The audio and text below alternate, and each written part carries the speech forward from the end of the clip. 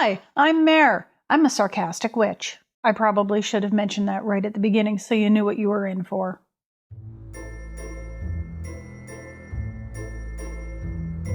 Well, hello there. We have successfully made it to October, which is a busy month around here.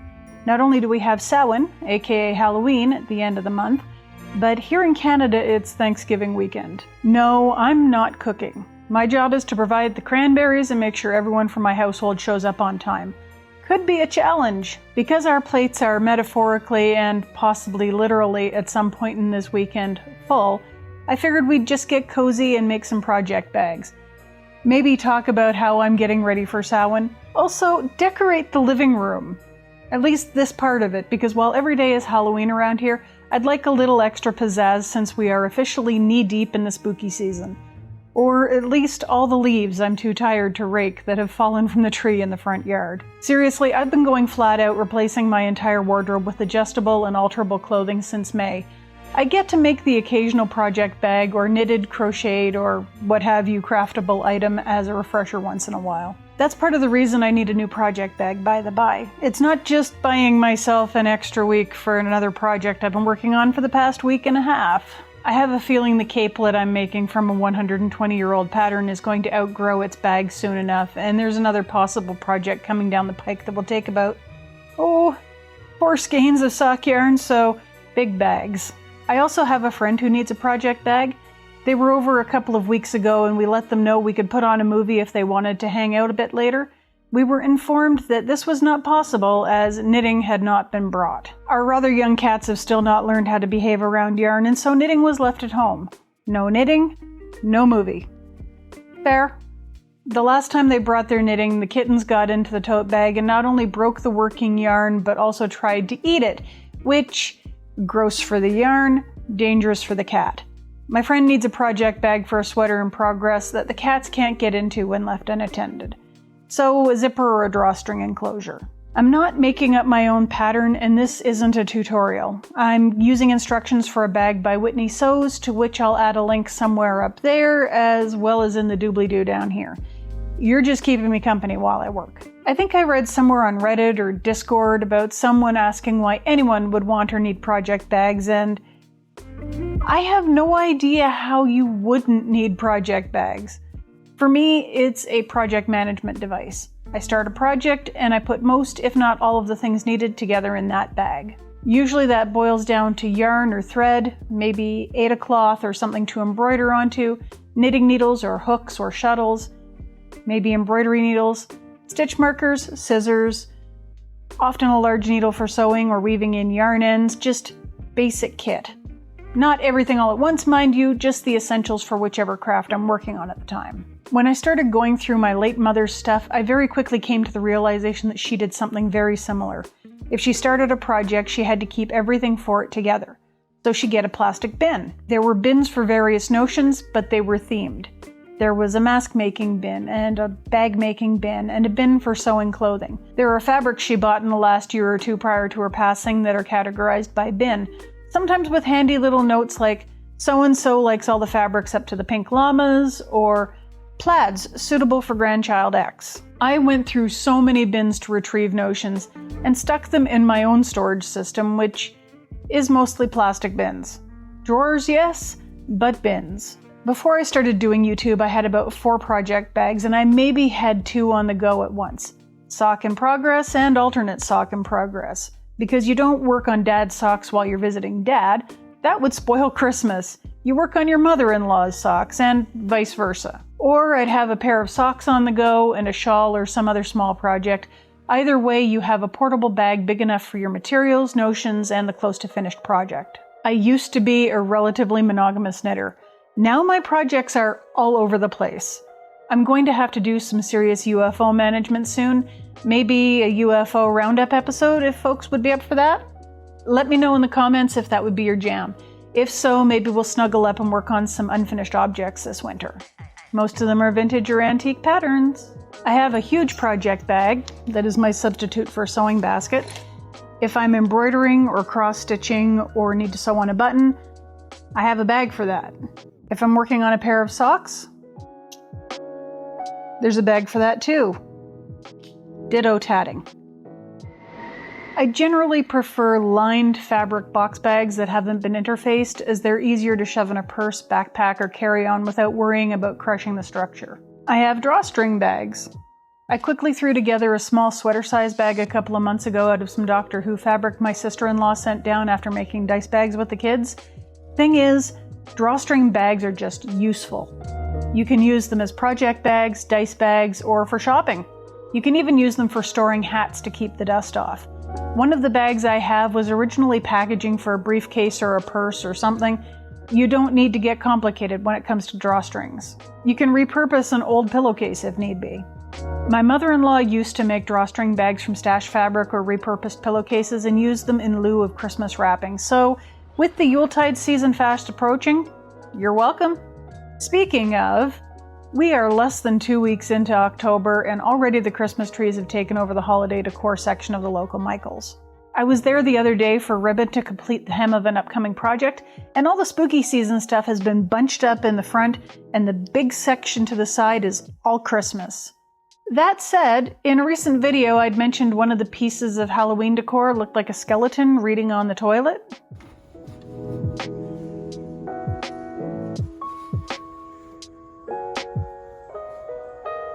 I'm not sure whether to say well played or WTF Ashland/Michaels.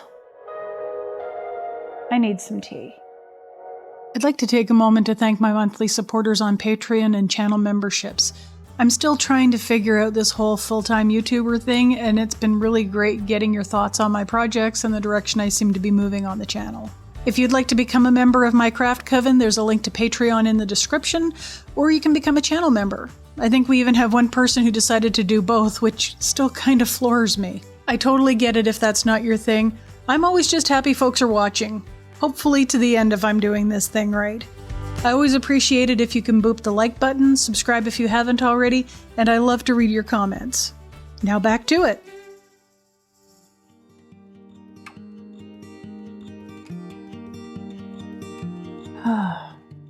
There we go. Thank you, Tetley. Not sponsored. Oh, not sure if that's a hot flash or studio lighting. I've gone down a bit of a rabbit hole over the past month or so. At some point, YouTube started sending me cozy fall content. That's the only way I can describe it. Either lists of popular young adult-friendly media, or cozy fall days in our lives, or living our best practical magic day. No shade on those young, mostly 20-something women whose brilliant pumpkin orange locks come straight from L'Oreal. People fantasize all year for this season when it's not too warm, it's not too cold, not too wet from melt, you're not snuffling into a tissue because of snow mold. I get it. Besides, I may or may not have 2 bricks of lush henna upstairs, #not-sponsored, waiting for me to get over my fear of making a mess in this house. For the record, I like the color from henna as well as the texture it gives my extremely fine hair, which needs a cut. I'm just very out of practice because I wanted a break from touching up my roots and got curious as to whether my hair had changed color at all as I approached middle age. I started going silver a couple of years ago, and while it's been interesting watching it grow in, it's also a bit distracting when I'm editing and trying to adjust the colors on screen. So if you're planning on trying a new hair color, 'tis the season for redheads. The fact remains, I'm not a young adult, so I can't exactly recommend young adult-friendly media. I'm also not going to dress it up in overly flowery language like I just stepped from a Jane Austen novel, because if you've been around a while, you probably already know that's not my style. Also, I have no idea where the nearest pumpkin patch is located. For those of you who are new, hi, I'm Mare. I'm a sarcastic witch. I probably should have mentioned that right at the beginning so you knew what you were in for. What are the usual things people talk about in their, quote, spooky season starter pack, unquote? Look, I don't know who needs a starter pack around here. My analytics tell me you're somewhere between 35 and 65 with a few outliers in their 20s and early 30s. I would suspect you have a pretty good handle on seasonal decor and entertaining yourself on the lead up to Halloween by now. You're probably watching for the cottagecore vibes, orange or brown dresses, and crisp pinafores. Sorry. That said, I think the usual topics are books, TV and movies, and seasonal consumable products. I'm not going to try selling you expensive cookie kits or bougie candles. Actually, I think I just said candle. I'll need a francophone to chime in down in the comments. Thank you very much. Honestly, I'm a migraine sufferer and rather scent sensitive. But if you really want your house smelling of fresh autumn leaves or pine, and you just can't be bothered to literally bring the outside in because rot is more poetic when it's packaged with pleasing graphics, may I suggest Bath & Body Works? Again, not sponsored. They're going to try selling you 6 huge candles at once, and the plug-in Wallflowers air fresheners will overwhelm your home, but if you really want sniffy, smelly things at a good price... As for cookie recipes, I don't bake often. I love to bake, but baking and weight loss don't exactly go hand in hand, so it is a rare thing. But when I do, I either do a Google search or consult an ancient cooking technology known as a cookbook. I'm rather somewhat fond of things like an old Alexandria Club cookbook or the Lutheran ladies' cookbooks from the 70s that were given to us by an aunt. Mum was into Martha Stewart and America's Test Kitchen. I think the last cookies I baked were ginger cookies last year, and I ran a recipe from the internet past my mother-in-law to see if it sounded enough like her mother's recipe to pass for edible. Hooray for the internet. We're batting 0 for 3 or 4 here, folks. Alright, can I name 5 or so books to get you in a spooky mood? Possibly more? Let's attempt it. So here's the thing, I think there's a disconnect between me and a lot of the younger booktubers and lifestyle influencers.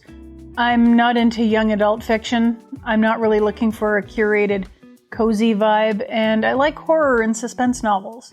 I don't generally watch horror movies because I don't like jump scares and gore, and my brain can come up with more terrifying things on its own. 2 words. Root canal. So these are a few of the books and movies and shows that get me into an autumnal Halloween mood. It's not an exhaustive list, and your mileage may vary.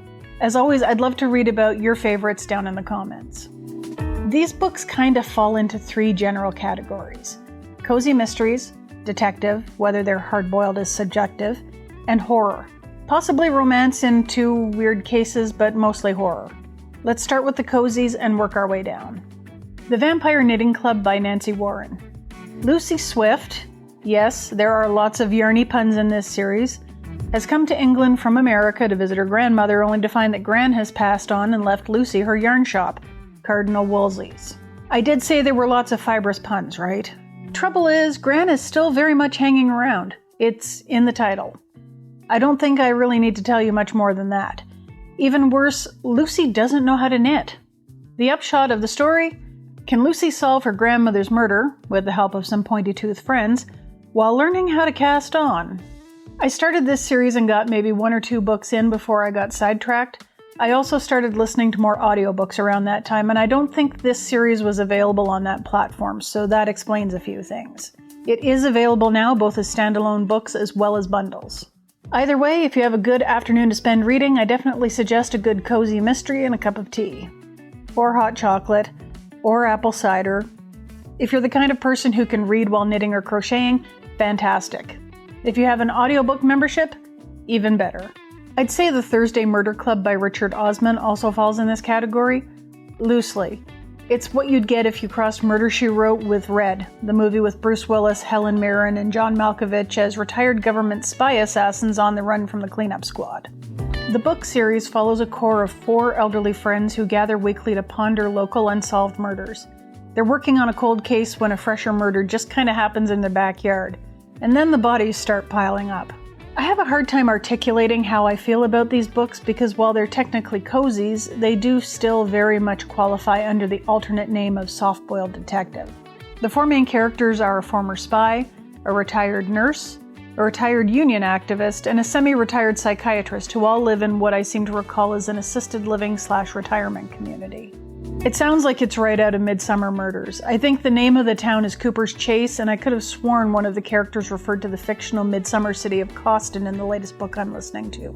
But I could be wrong. The thing is, the investigations are more a backdrop for what's happening in the 4 characters' lives, and aging is serious business.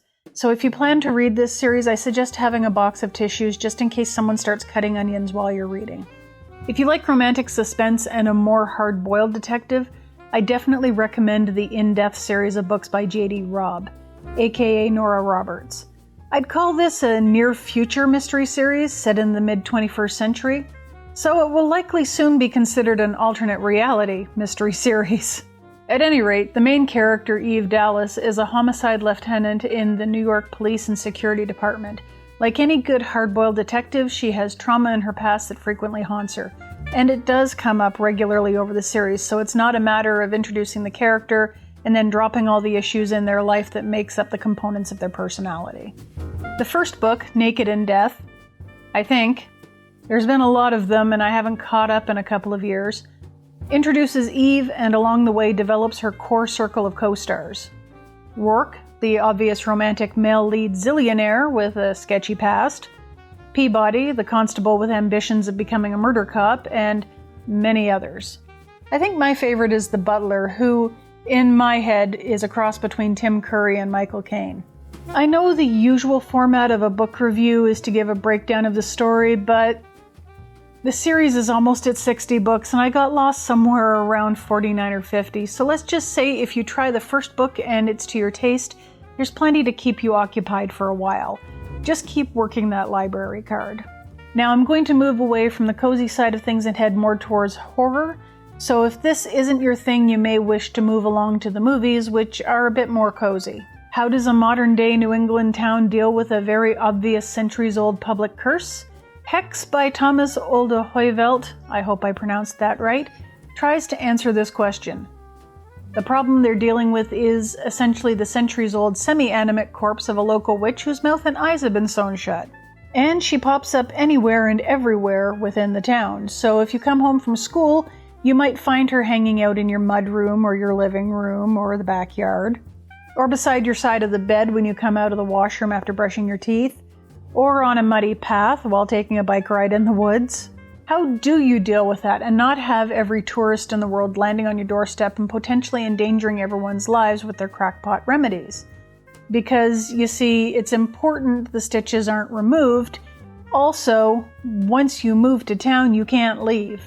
People who try to move away tend to end their own existence afterwards. Well, this is that story. A story of a town dealing with a curse in a century where smartphones and the internet are a huge part of life. This one took me some time to get through. I think I read it in about 2 major blocks of time, mostly because I was working nights and had just gotten spooked by another book further down on this list. So I think I read it over the course of 2 separate weeks off when I could read during the day. I think I mentioned my imagination is overactive. Yeah, I can give myself a good scare pretty easily, and while I love a well-written horror novel, they tend to live rent-free in my brain. So the last thing I needed was Catherine Van Weiler popping up at my bedside because my brain took a notion to give me night terrors. So it's definitely worth the read. Folks who love horror are probably going to notice a distinct lack of one author who's become a definite staple in horror literature recently, and that's because I've only read one Grady Hendrix novel so far, and I found it didn't stick the landing. You may have a different opinion. The novel I read was My Best Friend's Exorcism, and it felt more like a retelling of Heathers/Mean Girls, so I'm reserving judgment on Hendrix until I've had a chance to read his other books. It might take a while because I have a bunch of Caitlin Starling books to listen to before I get to his.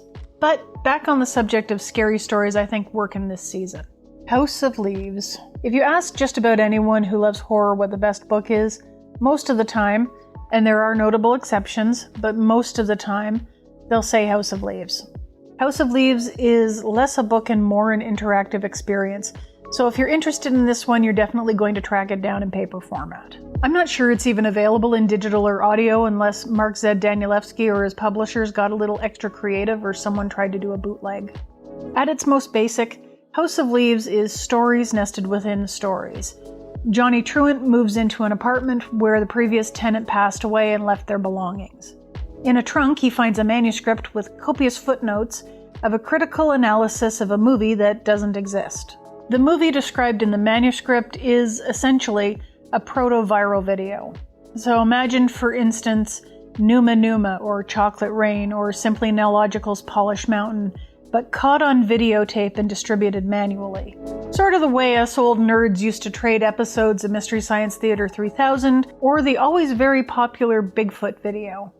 In this case, the video is about a house that's bigger on the inside and getting bigger. And then the worlds start to blend together, and by the midpoint of the book you find you're scared of staircases and are even afraid of going to the bathroom by yourself at night. Don't read this if you're a night shift worker and you have to walk halfway across the building to get to the washroom while the overnight emergency lights are running. The empty liminal space of the empty workplace will work in conjunction with the book and give you one hell of a case of the Wiggins. Ask me how I know. And yes, it's perfect for this time of year. Some folks say it's a love story. I'll leave that to you to figure out and decide for yourself. But if you find a copy of the book, I also recommend listening to singer Poe's album, Haunted. Poe, aka Anne Danielewski, is the author's sister, and I've heard the album is part sophomore album, part exploration of grief after finding some of their father's old tape recordings, and part soundtrack to the book. There are definitely crossovers between the real-life siblings in both the book and the album, and it's definitely worth the listen. The title track Haunted and another, Hey Pretty, both crop up regularly in my own YouTube music playlists. Last but not least of the books on my list, The Shining. It wouldn't be Halloween without Stephen King's novel of isolation and terror. Jack Torrance, a recovering alcoholic teacher who's screwed up his career with his addiction, takes a job as an off-season caretaker for the remote historic Overlook Hotel. He thinks the job of making sure the clunky boiler stays running will allow him the time to finish off a play he's been writing, and his small family will be plenty of company over the long winter in the Rocky Mountains. I put this book right at the crossroads between books and moving pictures for a reason. The book can be read as a man's downward spiral to absolute rock bottom and mental illness, or it's a haunting by a malevolent hotel. King leaves it open to interpretation. The Kubrick film, on the other hand, hides its mysteries in other places, such as the labyrinthine confines of the hotel itself. In both versions, the hotel is definitely a character on its own. In Kubrick's world, it's the main character. In King's, that's the Torrance family. King has notoriously said that he disliked the Kubrick film, and I can understand why. King wrote of a man whose grip on reality is slowly eroding to a point where his family, who are trying to recover from the effects of his addiction with him, are fighting for their own lives.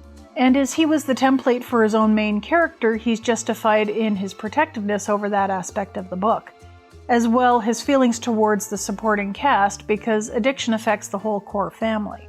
He sees Wendy Torrance, Jack's wife, as a strong woman who has experienced the dark side of her marriage and just wants her husband to recover and help raise their son.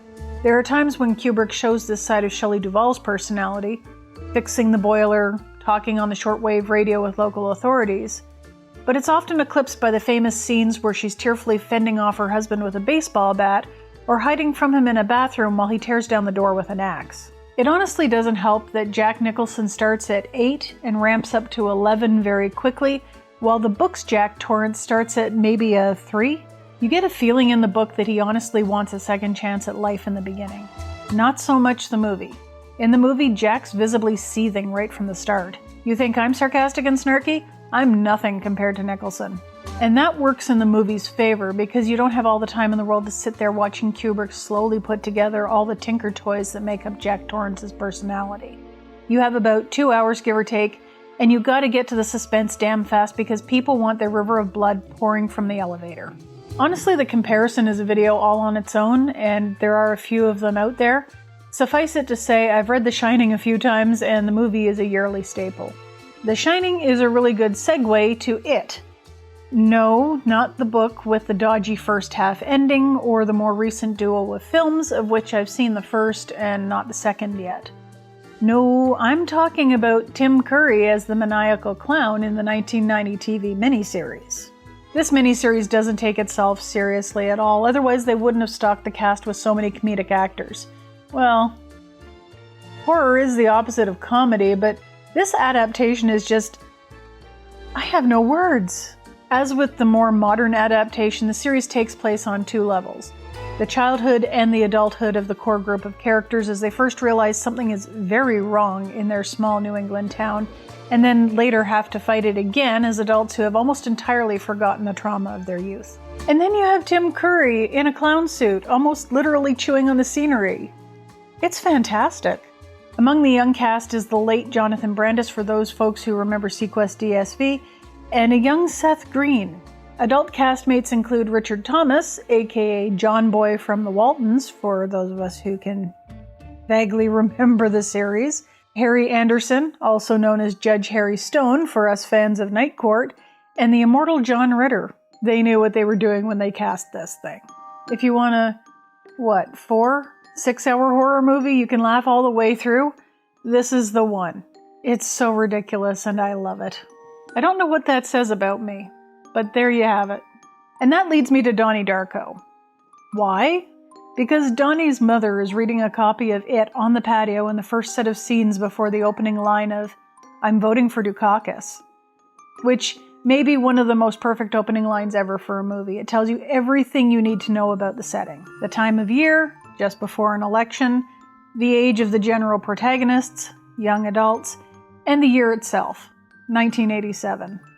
Depending on which version you watch, you're also hit immediately with a wave of 80s nostalgia due to the fantastic soundtrack. The director's cut uses Never Tear Us Apart by INXS, but I vastly prefer the theatrical releases The Killing Moon by Echo and the Bunnymen. The essential premise. Donnie wakes up and follows someone dressed in a horrific rabbit costume to a golf course where he's told that in 28 days, 6 hours, 42 minutes, and 12 seconds, the world will end. And then a jet engine crashes through his bedroom ceiling.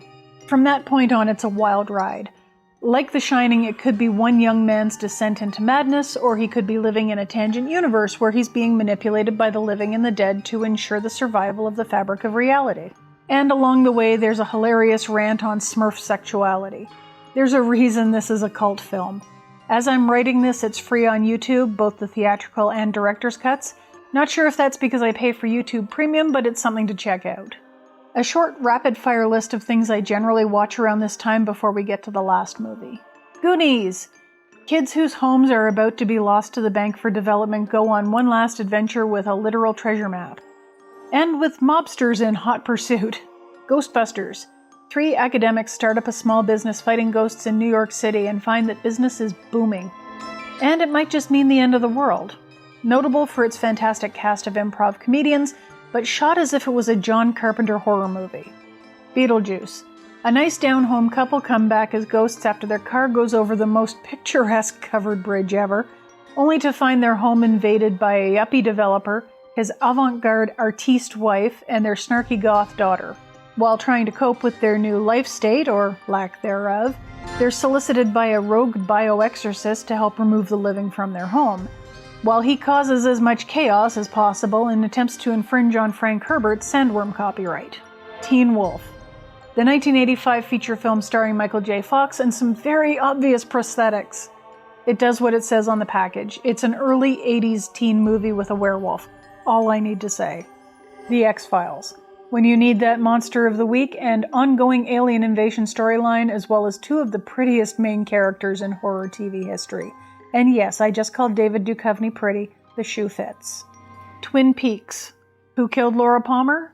FBI agent Dale Cooper would like to know. This is not a family-friendly TV show. Don't watch it with your kids the way I watched it with my parents. I'm glad I watched the movie, Fire Walk with Me, on my own. The TV series has adult content and themes. Stranger Things.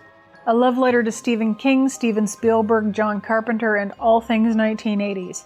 It had been literally years since I'd seen a corduroy jacket and cougar boots, and it made me remember just how much I wanted both.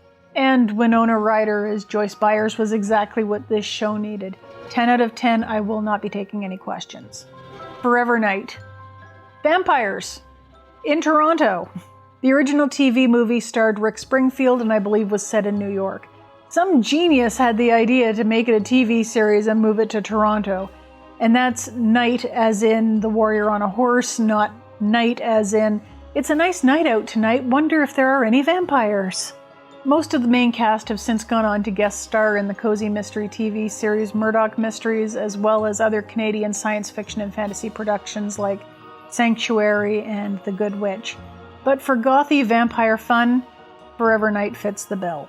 It was kind of a cult favorite like the Ron Perlman and Linda Hamilton Beauty and the Beast. And yes, for those of you who are too young to remember, this is a thing that existed, and I knew people in high school who were deeply invested in the story, like, you have no idea. Wonder if either of these are streaming with any kind of good quality somewhere. Funny story, I lived in Toronto when they were filming Forever Night, and I used to be able to pick out so many locations. If I recall, there were times when sections of street would be closed for filming. The mid-90s were fun. Last but not least on this nostalgic spooky trip down memory lane, Tremors. This is possibly the most perfect comedic horror movie ever, and I love it to pieces. Two hired hands Handyman Earl. We are handymen. Get tired of their menial existence and decide to head for the big city. So far this has overtones of the great Canadian film Going Down the Road, but they keep getting delayed by side quests. They've got all their stuff together and they're getting ready to leave, and they find a local up on a service tower. Figuring the fellow has had too much to drink, they stop to help him down and find he's expired. On their next attempt out, the way is blocked by a landslide. They soon come to realize that there are monsters Under the ground! They're under the ground! and now they have to somehow get everyone in their small community of misfits to safety. Kevin Bacon and the late Fred Ward are fantastic as the comedic lead duo in this movie, and Michael Gross is excellent as the survivalist nut Burt Gummer, which was a total 180 from the role everyone previously knew him. The dad on Family Ties, the TV show that also gave Michael J. Fox his major start. I think this was also one of Reba McEntire's first acting roles as well. I love this movie. The plot is pretty tight, the acting is just the right amounts of serious and over the top, and the plot holes are features that just lead to new movies in the series. Highly recommend. There are so many more movies and books and TV shows that I could get into, but then we'd be here all day, and I still have some finishing touches to get to, so let's see how everything turned out.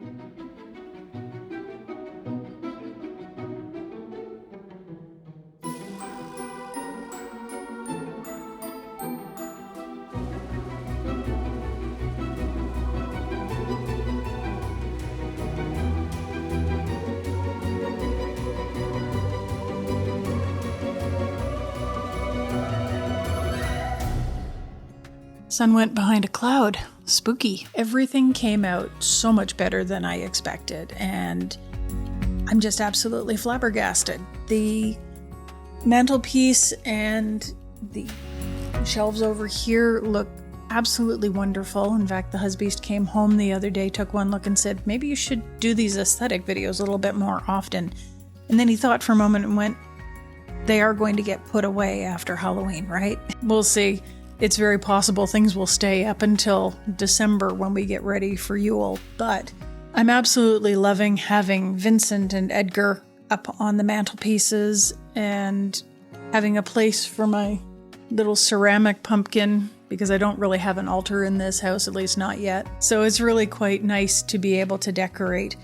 It's also nice having a little bit of our stuff in this particular set of shelves, because we're trying to sort through my parents' stuff still, as well as our own stuff, and try to figure out where we want to put our things and if there's anything we want to keep from mom and dad. So we've got a bunch of pulp novels over here, like The Exorcist and Anne Rice's Interview with the Vampire. So a little bit of horror, a little bit of science fiction, a little bit of just pulp. Place for my tarot cards over here. Funko Pops up above. Just absolutely fantastic, and I think it gives a sense of our whimsy. The bags are fantastic. This is the size of bag that is mentioned in the original video that I got the instructions from. Each of the panels for this bag are 15 by 11, so that's 15 inches by 11 inches. I think I'll be able to use it for pretty much anything and everything that I actually want to put in there. It's a little big for socks, but for a sweater or for a large scarf or what have you, like if I ever decide to get a whim to do another Doctor Who scarf, I hope not, this would be perfect for hauling it around. In fact, I'm probably sure that I could have made one of these for my friend and they'd have done fine, but I decided to err on the side of caution. So the other bags, this one's mine. It's 18 by 14, and it's a big boy. I do have a sweater downstairs that has kind of been a work in progress for a couple of years, and I really need to get onto finishing it before I shrink out of the size entirely. And in fact, I may have to rip it back, so we'll see how that goes. But it and all of its yarn and any notions I need would fit admirably in that bag. And so that's what I'm hoping is the case for the bag for my friend, which outwardly looks exactly the same as my bag. But they're planning on making a fairly chunky looking sweater, and I wanted them to be able to carry all the balls of yarn that they needed as well. So hopefully this bag will do the trick, and they'll never have to worry about a cat getting into the bag ever again, because they can pull it closed and keep the kitten out. Right now, of course, the kitten is sleeping on their bag, so I guess they're going to have to deal with not only skeletons on the top, but cat hair. Lots and lots of cat hair. It's the way it always goes. Next video is already almost done. It is strangely timely. I'm making it because it's something I wanted to make, but I just saw a trailer drop that makes me think that it's strangely well-timed. So we'll see how that goes. I'm just working on the last really important piece or pieces, and it's one of the more involved kinds of pieces, if you know what I mean. I guess you'll see when we get there. Talk to you next time.